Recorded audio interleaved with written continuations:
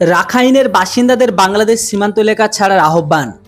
হ্যাঁ, মিয়ানমারের সামরিক বাহিনীর সঙ্গে লড়াইয়ের কারণে দেশটির পশ্চিমাঞ্চলীয় প্রদেশ রাখাইনের সীমান্ত শহর মাংডোর বাসিন্দাদের শহর ছেড়ে নিরাপদ কোনো স্থানে আশ্রয় নেওয়ার আহ্বান জানিয়েছে রাখাইন ভিত্তিক সশস্ত্র রাজনৈতিক গোষ্ঠী আরাকান আর্মি।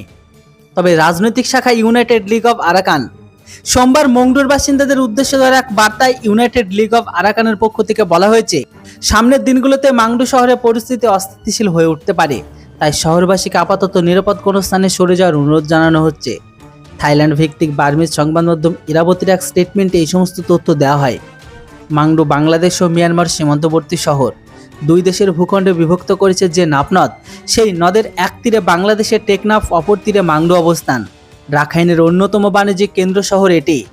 মাংডু দখলের উদ্দেশ্যে যে গত মে মাস থেকে সেনা ছাউনি ও পুলিশ স্টেশনকে লক্ষ্য করে ব্যাপক হামলা করে আসছে আরাকান আর্মি, সেই হামলার ফলাফল গোষ্ঠীটির পক্ষে যায়। মে মাসে যাওয়ার আগে মাংডু জেলার উত্তরাঞ্চল এমনকি বাংলাদেশের সীমান্তবর্তী অপর শহর বুথিডংয়ের নিয়ন্ত্রণ নিয়ে ফেলতে সক্ষম হয় আরাকান আর্মি। গত সপ্তাহের মংডুর 10টি সেনা ছাউনির লক্ষ্য নিয়েছে আরাকান আর্মি। এইসবের মধ্যে মাওয়াদি ট্র্যাকটিক্যাল কমান্ড বেস, নাখাউংতো সেনা ছাউনি, এমনকি আহলেন থানকিয়াও সেনা ছাউনি রয়েছে তাদের।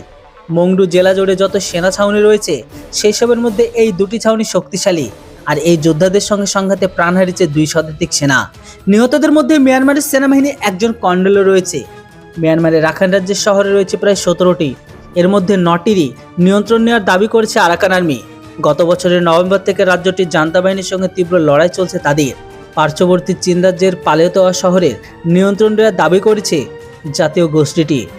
তবে দেখার বাকি এটাই, এই আবহে বাংলাদেশের কি অবস্থা হয়, কেননা বাংলাদেশ পুরো বিষয়টিকে নিয়ে ব্যাপকভাবে চিন্তায় রয়েছে।